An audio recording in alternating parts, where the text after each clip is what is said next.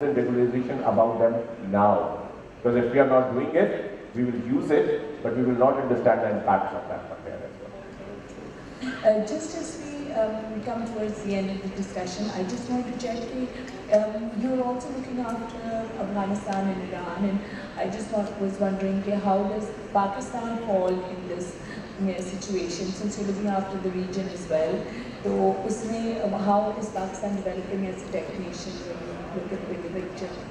So it's Afghanistan and Iran. My compliance will be on me if I hear the word Iran. Just to honest, I have been working overall across the region, and that covers Pakistan, Iraq, Syria, Lebanon, Bahrain, Kuwait, Saudi, Oman, Yemen. And I can tell you one thing. In the Middle East, the quality of resource that comes from Pakistan is very well appreciated. And it has different reasons. First is the hard work. The second is we are very well integrated in the religious and circle of the Middle East overall. And the third important thing is the output that we bring in. One of the things that we heard this term a lot, this brain drain that is happening in Pakistan, and everybody is worried and concerned about this one. Just going into the definition of the brain drain, it's about there are certain quality of people that we have which are on the top list, and they are keep on going outside over there and adjusting themselves in different parts of the world over there. This will always happen. This will not stop. And why it should stop? If there is an opportunity available and the person, what the Indians have done today, they have put these brain drains out over there and across all parts of the world, and now they are using in different CXOs of all these companies and trying to get the people and the best results out over there for them. This is how this has happened. The word brain drain looks negative. But to be honest, the problem lies over here that when that layer goes away, we don't have the right capable layer to replace them out over there. The problem is that we are taking so much long time to get that layer completed because we don't have the right skillful people to cover that gap. That's where we need to work on. This brain drain is going to happen. We should need to accept it, but we need to work on how we cover that brain drain in a very regular phase over there. And it's not the responsibility of the universities only. It's the responsibility of all the different academia, industry.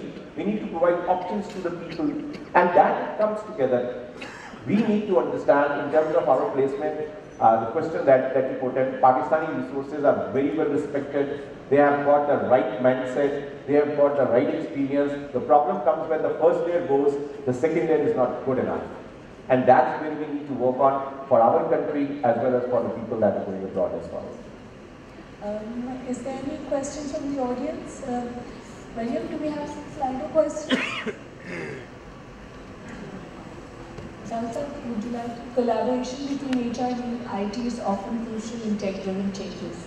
Any insights on fostering effective collaboration between the two? By the way, I again say the word IT and HR is one now.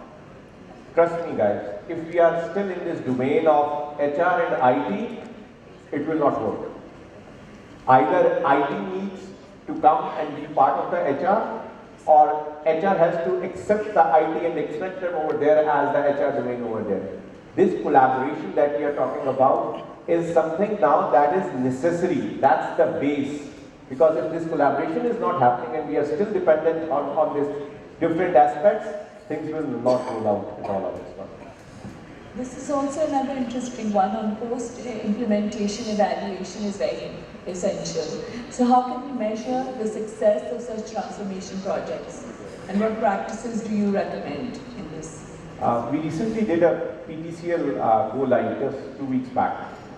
And in the go live ceremony, one of the requests that I made to the PTCL organization was that guys, we have done the go live. This means that the system is ready.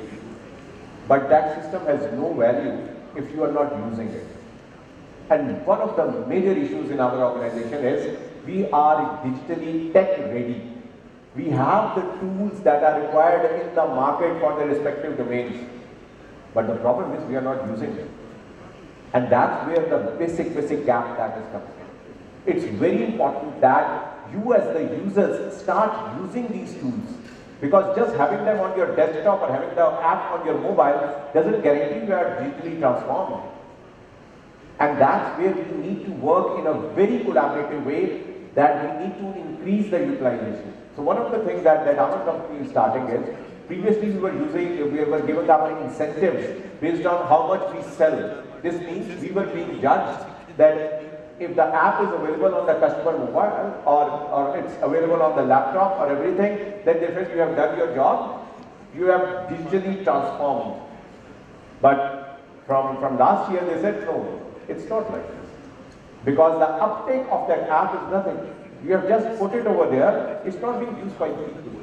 So they are also linking our incentives, and this is one of the ideas that I will put towards you as well. Link the incentives of the people with the utilization of the tools. If you will not force them out over there with this one, they will keep on talking about it, they will not be utilizing about it. So the post-implementation that we are talking about, that is very important when we come to the post-implementation analysis. How much is the intake of this tools? That is important to be judged in a very important way. And we have one last question. Okay, in the rapidly evolving tech landscape, how is SAP planning to stay on top of the game? When I joined SAP, it was called an ERP company. And when I realized during the course of my first year, yes, they are the best world ERP company, but what they have done is they are using Success Factors, they are using procurement, Ariba, they are using all other tools that are required over there. One of the things that SAP is changing about, and just is, I love the vision of this company, which is about how to make the life of the people better. Trust me, this is the vision that is told to us, and that is engraved with us. It's not about how much software we sell, it's not about how much sales that we have done. Trust me, we get a lot of insight paid when we understand that our software has an impact on the life of the people and has changed a bit. I give you a small example over there. We all know the example of Imtiaz Superstore. You know that it's a small Pune ki dukaan in Karachi, and they started with a small software with us 20 years back. Today, I have been part of their transformation journey. 20 years down the road, there are 50 top stores all across Pakistan, brand coming up totally from a family-owned business over there. Great story in terms of how we go about. Student Biryani, they start, I can give you the big names which all know that SAP use, but the thing that gave me more passion about, which has an impact on the lives of the people, is the way they reach out to the people. All the pharma industry, in the COVID times, I give you one example where SAP differentiated over there is, there was if you remember, the beds were not available in the hospitals because the COVID patients were so heavily coming into the hospitals. SAP provided free of charge software of Ariba, which helped all the top hospitals of Pakistan get connected to the bed suppliers across the world. And they were able to get that beds on a very fast pace out over there to the hospitals within a time of 3 weeks to 4 weeks, which helped them in helping and saving the life of the people over there. That's the difference that we created that makes difference. We are doing a project about the clean water. That is impacting the lives of the people of on the synth side, on the third side as well, and how that one bottle of that clean water can impact the life of the people there. That's the kind of motives. And we all, in whatever positions that we are, we need to find that motive, that vision, that faith, and see how we are impacting the life of the people around us. The designations that we work on today, they will go away. They are here for a small period of time with us. For 3 years, 5 years, 6 years, depending on what. People will not remember due to our designations. They will only remember us, what impact that we have left on the people that we have worked with. And that's the only constant change that will help us. And remembering our good word, that is something that we are giving back to the society. Thank you so much, Saksha, for coming in. We'll just wrap it up now. If there's no other questions, we'd like to thank you for coming in and Connex today. Thank you.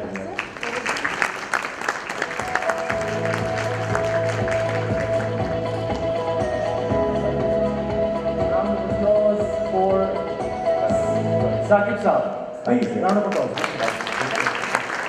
Can I ask Fahad to please come up? We'll do mementos. Fahad, please. Saquib Sahab.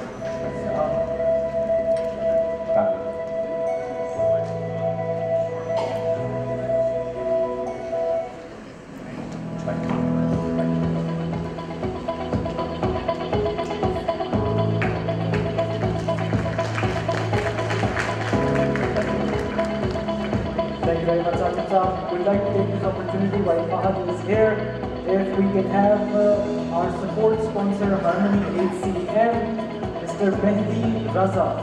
Mr. Mehdi Raza, if you're around. So, see, Mehdi Saab, it's alright, we can move on. We have our media partner, Dawn News. If we have Faizan Janjua and Shazir Haider, we'd like to take this opportunity to thank you. Please come up. Faizan.